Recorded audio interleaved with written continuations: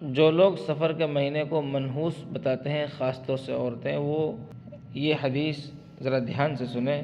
عن ابی ہریرہ رضی اللہ عنہ عن النبی صلی اللہ علیہ وسلم قال لا عدوى ولا طیرۃ ولا حامۃ ولا سفر۔ نبی کریم صلی اللہ علیہ وسلم نے فرمایا، چھوت لگ جانا، بدشگونی یا الو یا سفر کی نحوست یہ کوئی چیز نہیں ہے۔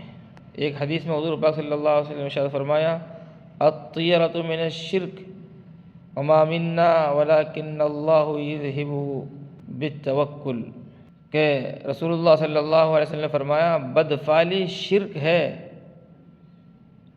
بدفعلی کہ سفر کا مہینہ آ گیا، کچھ کام مت کرو برا ہو جائے گا، سفر مت کرو برا ہو جائے گا، رشتہ مت کرو برا ہو جائے گا، یہ بدفعلی لینا، برا سوچنا کاموں کے بارے میں، اس کو بدشگونی کہتے ہیں، یہ شرک ہے۔ حضور نے فرمایا الطیرۃ من الشرک، کہ بدفعلی شرک ہے۔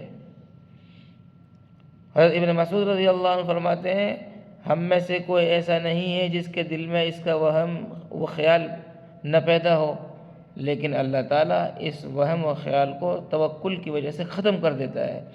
یعنی بدشگونی، بدفعلی کو ختم کرنے کے لیے انسان اپنے اندر توکل پیدا کرے، اللہ پر بھروسہ کامل رکھے، یہ یقین رکھے کہ تمام چیزیں اللہ کے قبضے میں ہیں، جیسا کہ اللہ تعالیٰ نے خود قرآن پاک میں ارشاد فرمایا، وَإِن يَمْسَسْكَ اللَّهُ بِضُرٍّ فَلَا كَاشِفَ لَهُ إِلَّا هُوَ وَإِن يَمْسَسْكَ بِخَيْرٍ فَهُوَ عَلَى كُلِّ شَيْءٍ قَدِيرٌ۔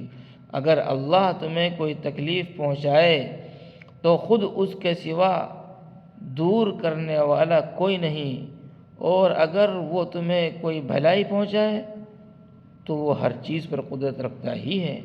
یعنی نفع اور نقصان کا مالک اللہ ہے، نہ کسی مہینے میں نفع نقصان رکھا ہے، نہ کسی دن میں، نہ کسی رات میں، نہ کسی گھڑی میں، ساری چیزیں اللہ کے قبضے میں ہیں۔ لہٰذا وہ لوگ جو سفر کے مہینے میں یا اسی طریقے سے الو پرندے میں یا کسی اور جانور میں یا کسی بیماری میں چھوت چھات سمجھتے ہیں یا نحوست سمجھتے ہیں، ان کو اپنا عقیدہ اور ایمان درست کرنا چاہیے۔ اسلام میں ان چیزوں کو کوئی حقیقت نہیں۔